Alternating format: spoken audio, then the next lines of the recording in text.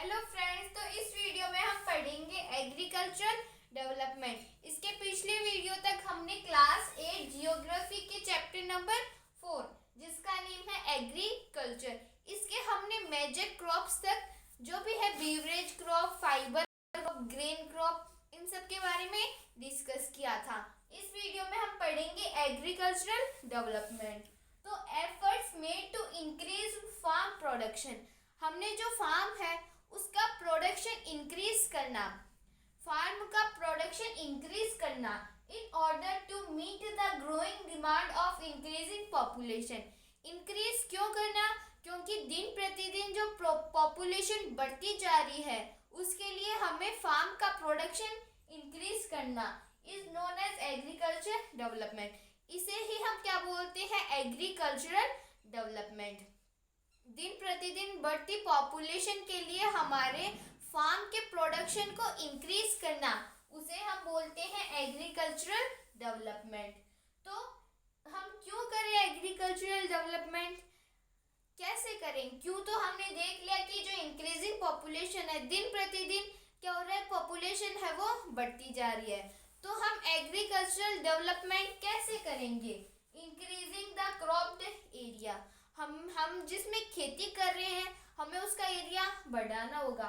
मान लो पहले हम इतनी दूर में खेती कर रहे थे, तो अब हमें इसकी आस पास वाली जमीन पे भी खेती करना होगा। तो हमने यहाँ पर खेती करना शुरू कर दिया। हाँ, और ये जो लैंड है वो कहाँ से आई? ये जो लैंड है, या तो ये जो लैंड है वो खाली पड़ी थी, या फिर जो फॉरेस्ट है उनको काट दिया जा रहा है, फॉरेस्ट को काट दिया जा रहा है क्रॉप्ड एरिया को बढ़ाने के लिए। और इंक्रीजिंग क्रॉप्ड एरिया, हमें क्रॉप्ड एरिया को इंक्रीज करना होगा। Increasing the number of crops grown, हमें जो हमारे नंबर ऑफ है, पहले मान लो हम वीट को ही ग्रो करते थे, लेकिन अब हमें वीट, राइस, मेज, मिलेट, इन सभी क्रॉप्स को ग्रो करना पड़ेगा। Improving irrigation facilities, irrigation facilities को हमें इम्प्रूव करना पड़ेगा। जो पीपल है उन्हें बारिश पर ही निर्भर नहीं रहना होगा। अगर बारिश नहीं हुई तो उनकी जो क्रॉप है वो क्या हो जाएगी? खराब हो जाएगी, वो क्रॉप अच्छे से ग्रो नहीं हो पाएगी। इसलिए हमें इरिगेशन को भी इम्प्रूव करना होगा। Using fertilizers and high yielding variety of seeds, हमें फर्टिलाइजर्स का यूज करना होगा ताकि हमारी क्रॉप को अच्छी तरह से न्यूट्रिएंट्स मिल सके। और हमें हाई यील्डिंग वेराइटी, इसको हम HYV भी बोलते हैं, तो हमें हाई यील्डिंग वेराइटी, हमें बहुत अच्छे सीड्स को लाना होगा। जो बड़े एकदम बढ़िया सीड्स है हमें उनका यूज करना होगा, क्योंकि इसमें जो फसल है वो अच्छी ग्रो होगी। और मैकेनाइजेशन ऑफ एग्रीकल्चर, मैकेनाइजेशन क्या होता है? मशीन्स का यूज करना होगा हमें। जो पहले जो पीपल है वो क्या करते थे? हाथ से ही सारा काम करते थे। अब वो पहले हाथ से पूरे खेत को खोदेंगे तो उन्हें कितना टाइम लगेगा, बाद में वो क्या करेंगे, उसको हार्वेस्ट करेंगे तो उसमें भी टाइम लगेगा। इसलिए हमें मशीन्स का यूज करना होगा। पहले तो एक ईयर में एक क्रॉप को ही ग्रो कर सकते थे, लेकिन अब हमें ज़्यादा क्रॉप्स को ग्रो करना पड़ेगा। तो ये तो था एग्रीकल्चरल डेवलपमेंट के बारे में। अब हम आगे बात करते हैं। अब हम बात करेंगे agricultural development in different part of the world, अलग अलग पार्ट में एग्रीकल्चर का डेवलपमेंट। तो हम बात करेंगे डेवलपिंग कंट्रीज की और डेवलप्ड कंट्रीज। तो डेवलपिंग कंट्रीज के अंदर क्या है? इंटेंसिव एग्रीकल्चर किया जाता है। इंटेंसिव एग्रीकल्चर मतलब जिसमें जो घर के जो सभी सदस्य हैं वो खुद काम करते हैं, लेबर की जरूरत नहीं होती, एकदम एक छोटी सी जगह होती है। वो किस में आता है? इंटेंसिव एग्रीकल्चर में।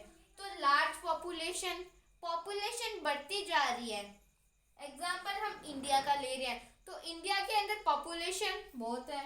और स्मॉल लैंड साइज होल्डिंग, इतनी पॉपुलेशन है तो लैंड सबको छोटी छोटी मिलेगी। तो क्या है? स्मॉल लैंड साइज होल्डिंग, छोटी साइज है, स्मॉल साइज है किसकी? लैंड की। सबसिस्टेंस प्रियोरिटी, सबसिस्टेंस मतलब लोग इतना ही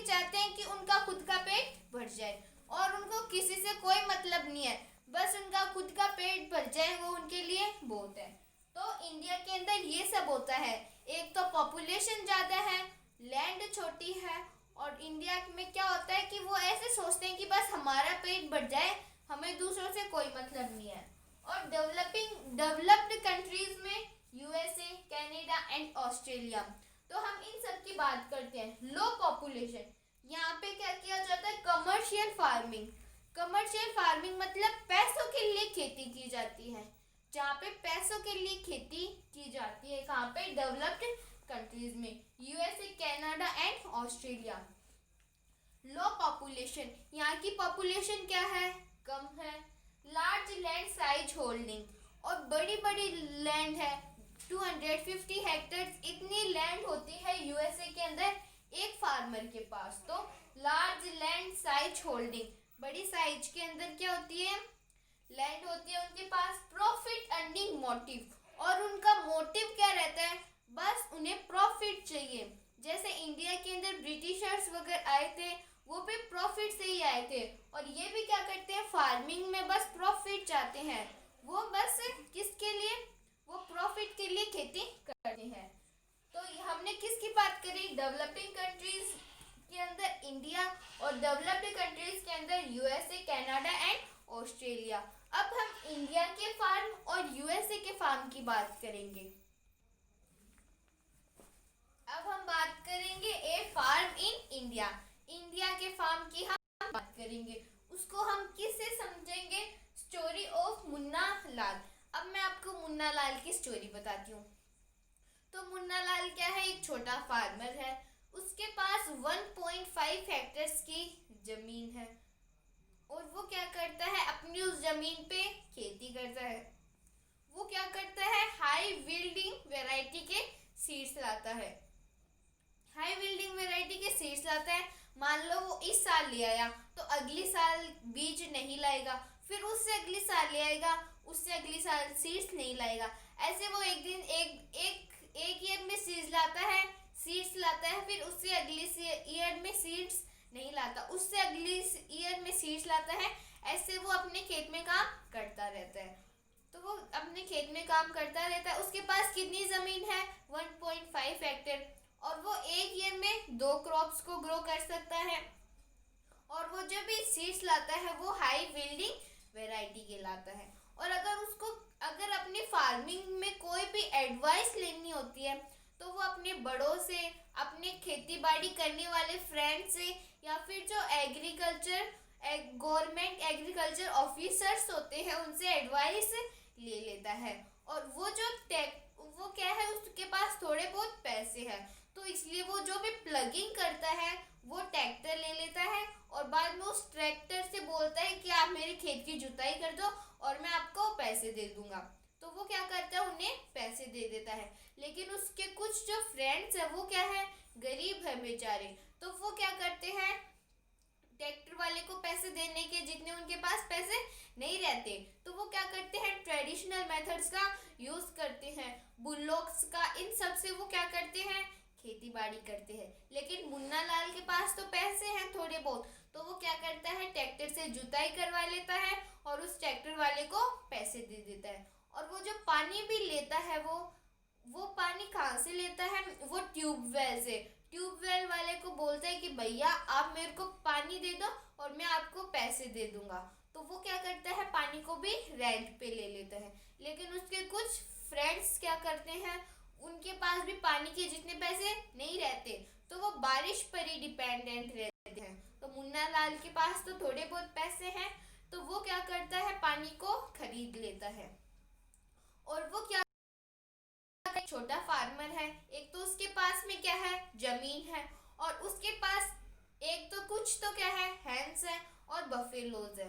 तो उनके पास क्या क्या है, हैंस और बफेलोज है। अब वो बड़ों से एडवाइस लेते हैं, वो और उसके फ्रेंड्स। तो वो क्या करते हैं, एक कोऑपरेटिव, मुन्ना लाल क्या है, कोऑपरेटिव सोसाइटी का एक मेंबर है। कोऑपरेटिव सोसाइटी का मेंबर कैसे, मान लो उसके सभी जो फ्रेंड्स हैं वो सब एक दो भैंस वगैरह वो सब रखते हैं, तो वो उन सभी का दूध करके डेयरी में ले जाते हैं। वो उन सब के पास क्या है, डेयरी है, और वो सब क्या करते हैं, अपने दूध को एक साथ बेच देते हैं। तो उससे क्या है, उनको थोड़ा बहुत प्रॉफिट उससे हो जाता है। और जो मुन्ना लाल है, मैंने आपको बताया था कि ये जो इंडिया का हमने एग्जाम्पल लिया था, वो क्या है, सबसिस्टेंस फार्मिंग है। तो सबसिस्टेंस फार्मिंग के अंदर जो पीपल है, कोई भी जो आदमी है, उसके घर के जो सदस्य हैं, वो सभी क्या करते हैं, खेती बाड़ी करते हैं।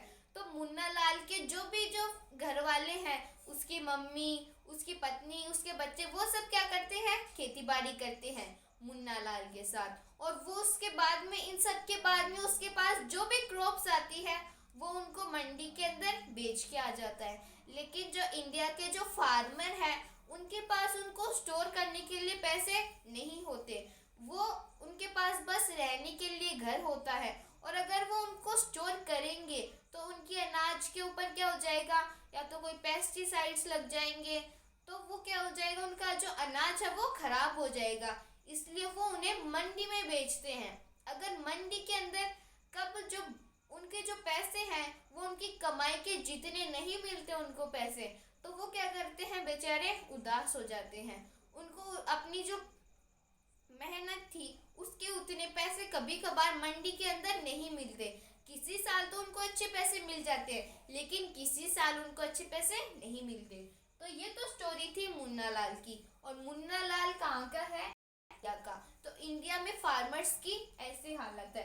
अब हम ए फार्म इन यूएसए के फार्मर्स की बात करेंगे।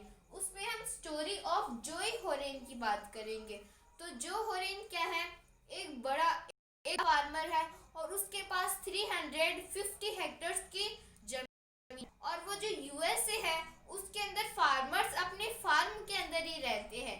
इंडिया के अंदर फार्मर्स दूर दूर से आते हैं, तो लेकिन जो यूएसए है, उसके अंदर फार्मर्स अपने फार्म के अंदर ही रहते हैं। और यूएसए के अंदर फार्मर्स एक से ज्यादा क्रॉप्स को ग्रो करते हैं। हमने इंडिया में तो देखा था कि मुन्ना लाल सिर्फ 2 क्रॉप्स को ही ग्रो करता है, लेकिन यूएसए के फार्मर्स है, वो 1-2 से ज्यादा क्रॉप्स को ग्रो करते हैं। उनके पास 350 हेक्टेयर्स की जमीन है। और वो क्या करते हैं, वो मॉडर्न मेथड्स का यूज करते हैं। मॉडर्न मेथड्स का यूज कैसे करते हैं, वो एकदम तो उनको अपनी जो फसल है उसको अच्छी तरह से पानी देते हैं। और वो क्या करते हैं, अपनी जो भी जमीन है, अपनी जो भी सोयल है, उसका क्या करवाते हैं, सैंपल करवाते हैं कि उसके अंदर अच्छी खाद है या फिर नहीं है। अगर उसके अंदर अच्छी खाद नहीं होती, तो वो उसके अंदर अच्छी खाद डाल देते हैं। तो वो सब क्या करते हैं, अपने फार्म की पूरी सेवा करते हैं। उसका अच्छे से सैंपल करवाते हैं सोयल का, उसको अच्छी फर्टिलाइजर्स देते हैं, अच्छे जो कीड़े होते हैं उनको भी वो मारते हैं। लेकिन आप तो सोच रहे होंगे कि इतना बड़ा खेत है, वो कहाँ कहाँ पर जाके देखेंगे कि यहाँ पे कीड़ा लगा है। तो वो क्या करते हैं, अपने खेत के चारों ओर कैमरा लगा देते हैं। और वो जो जोय होरेन है, वो देखता है कि कहीं पे कीड़ा तो नहीं लगा है, तो वो हर कैमरे के ऊपर नजर रखता है। जहाँ पे कीड़ा दिखाई देता है, वहां पे पेस्टिसाइड्स क्या है, वो क्या करते हैं, उसका छिड़काव कर देते हैं। तो जो है होरेन है, वो क्या करते हैं, थ्रेसर्स, इन सब का यूज करते हैं। वो इतने बड़े खेत में अगर हाथों से कोई काम करेंगे, तब तो उनसे कोई काम होगा नहीं। तो वो मशीन्स का, कंबाइन मशीन्स का, हार्वेस्टर का, इन सब का यूज करती हैं। और वो क्या है, एक बिजनेसमैन है। बिजनेसमैन की क्या, और उनके पास स्टोरेज करने के लिए भी बहुत मस्त जगह है। वो उनको बढ़िया स्टोरेज करते हैं। और वो क्या है, एक बिजनेसमैन की तरह उनके पास पैसा आता है। बिजनेसमैन के पास कितना पैसा आता है, वैसे ही यूएस के जो फार्मर्स हैं, उनके पास अच्छा पैसा आता है। तो इसी के साथ हमारा क्लास 8 जियोग्राफी में चैप्टर नंबर 4 एग्रीकल्चर पूरा होता है। अगर आपको किसी भी प्रकार का डाउट है, तो हमें कमेंट बॉक्स में पूछ सकते हैं। Thank you so much.